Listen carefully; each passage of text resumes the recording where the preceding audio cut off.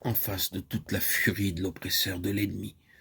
Le reste demeurera inébranlable dans sa foi en Dieu. Dieu démontre que s'il a laissé l'ennemi se livrer à de tels excès, c'était simplement pour faire la preuve que son reste ne peut pas être détruit, car le reste prend racine en présence même de Sanchérib, à la face des Assyriens. Ce qui sera resté poussera encore des racines par-dessous. Voyez, c'est là l'aboutissement. Il y a aussi une allusion prophétique à un avenir plus lointain. C'est vrai, mais il n'en est pas moins remarquable de voir le rapprochement de ces deux choses. D'une part, la vague presque toute puissante de l'armée assyrienne qui ne parvient pas à détruire en définitive que ce qui n'a pas de valeur aux yeux de Dieu. Et d'autre part, le reste qui subsiste en dépit de tout ce qui pousse de nouvelles racines. Vous qui êtes en pleine mêlée, qui connaissez cette furie de l'oppresseur et savez avec quelle âpreté l'ennemi poursuit la réalisation de ses plans, souvenez-vous que si Dieu semble lui laisser le champ libre, c'est pour atteindre plus sûrement en nous les deux résultats suivants.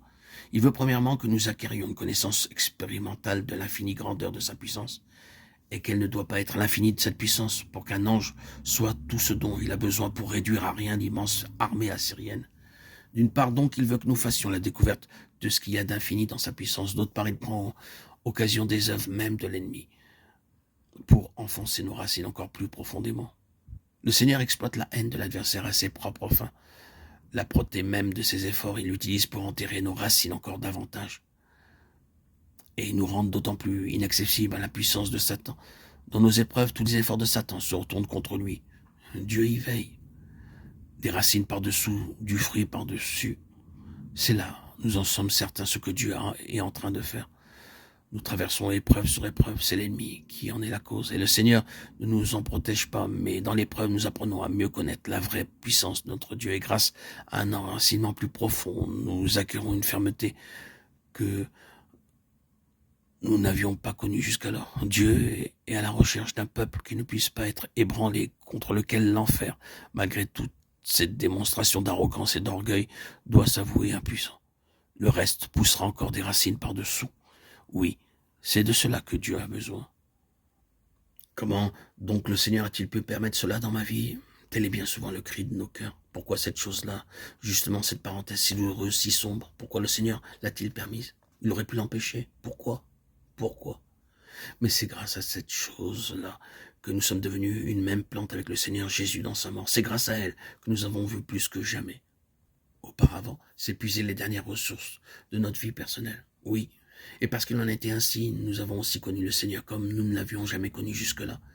Et nous occupons maintenant une position telle qu'il ne sera pas si facile à l'ennemi de nous ébranler la prochaine fois.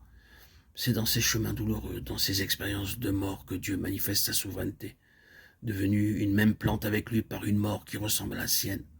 Vous souvenez-vous du jour où vous avez été planté de cette façon? Est-ce vrai que vous avez été planté en Christ crucifié, ou bien êtes-vous simplement l'annexe de quelque chose, une simple adhérence quelque part?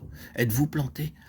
Quand viendra le jour où vous vous sentirez planté plus profondément encore dans cette mort, souvenez-vous que ce sont les racines qui s'enfoncent par-dessous, et qu'il en résultera certainement pour vous de l'endurance, de la stabilité, une nouvelle capacité de résistance. Oh. Mais surtout, il y aura plus de fruits et vous connaîtrez une fécondité bien supérieure à ce que vous avez expérimenté jusque-là.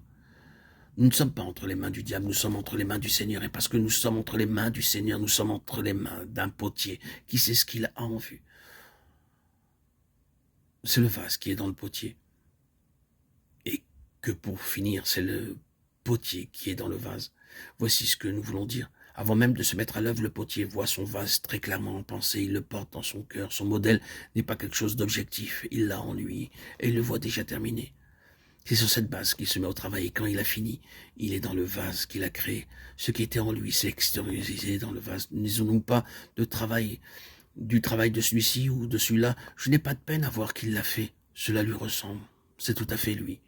De même, il est lui dans l'œuvre de ses mains. Il est dans le vase qu'il façonne. Et c'est justement cette œuvre-là qu'il est en train d'accomplir au sein de son peuple.